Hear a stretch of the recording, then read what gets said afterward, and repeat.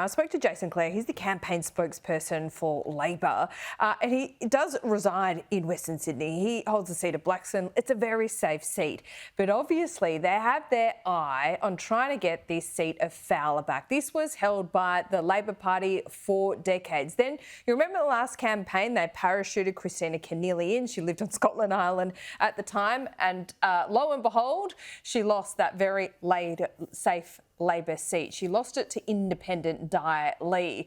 Now they're running another candidate in that seat against Dai Lee. They think they have a chance of taking it. This is Jason Clare on some of the troubles with the Labor candidate this morning, and a little comment on Dai Lee too. For the last 6 months of last year, I only did one press conference. Well, I'd back her 100%. And the fact that they're now throwing dirt at her shows that she is a real shot, a real shot. The bottom line is a vote for Dai Lee is a vote for Dutton. A vote for Lee is a vote for Anthony Albanese. Dai Lee joins us now. Dai Lee, good to see you. Is that true? Good morning. Look, good morning, Laura. Every election, the Labor Party seems to drag that line out and throw it at me every single time. Honestly, I have, first of all, been expelled, kicked out from the Liberal Party. My values is around, families here representing my community. I'm not going to go into, a vote for Dai Lee is a vote for Dutton now. Look, I'm not going to let them run with that line. But can I pick on the point with what Jason just mentioned about an excellent candidate for Fowler, for Labor.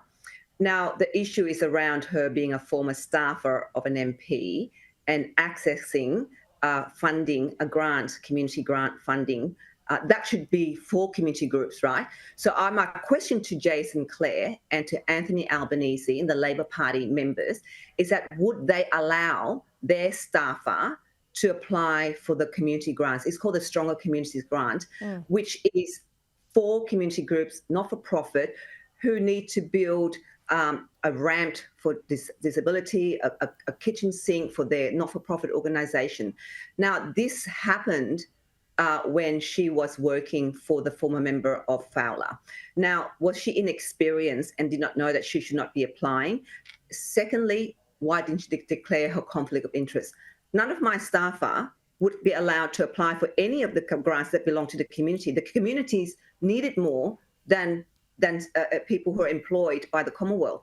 So that is the question that I put to Jason Clare. So it's not about throwing dirt. It's currently being investigated by NAC, so the national, and that which was set up and supported by Labor. So I'm not going to go into what's being investigated by this candidate. So if he's actually talking about other candidates being disendorsed, well, my question to the Labor Party is that would they endorse somebody who's actually being currently investigated by NAC? And does it show her inexperience in applying for a grant?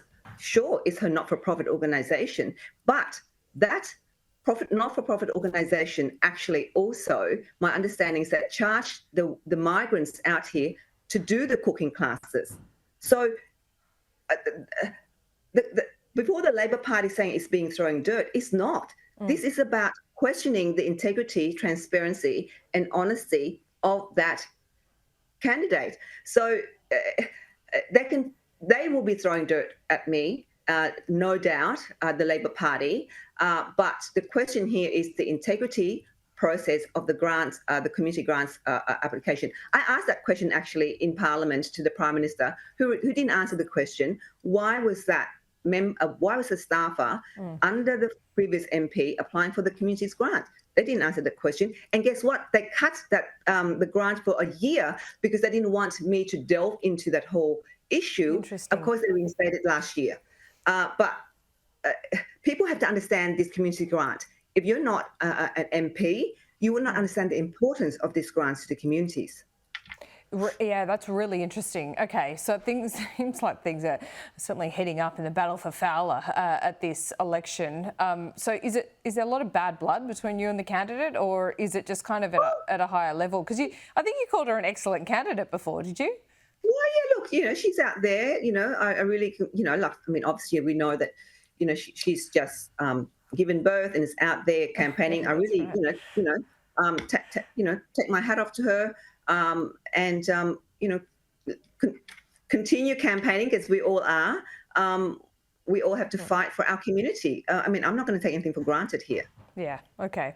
I just wanted to ask you one final question today in particular, because I was on Paul Murray last night and debating with Chris Kenny about this, and he thinks that the coalition isn't talking enough about an issue that is really resonating with Australia, and that is limiting immigration. How concerned is your community about immigration, the level of it, and how that is affecting housing affordability?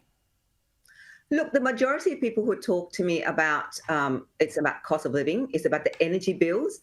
So energy bills, insurance, rent, and grocery prices, that's in my community. I don't know what's like in other electorates, if they've got other concerns. But of course, immigration does impact on housing availability and affordability. That's an issue. But it's not at the top. The people who have come to talk to me is about their bills. How do they pay their bills, domestic violence, women, needing, access to homes, access to emergency accommodation, and, grocery, food. People are really struggling to put food on the table and are very, struggling with paying their bills. So those are the things that our ordinary working Australians are talking to me about. And it's really hard for me, because I'm thinking, how can I assist them more, and in terms of their bills? And that's the priorities of a lot in people's minds. Yeah, absolutely. Okay, Dai Li, good to check in with you. We'll see you. Let's talk next week. I like it. We'll see you soon. See you. Bye.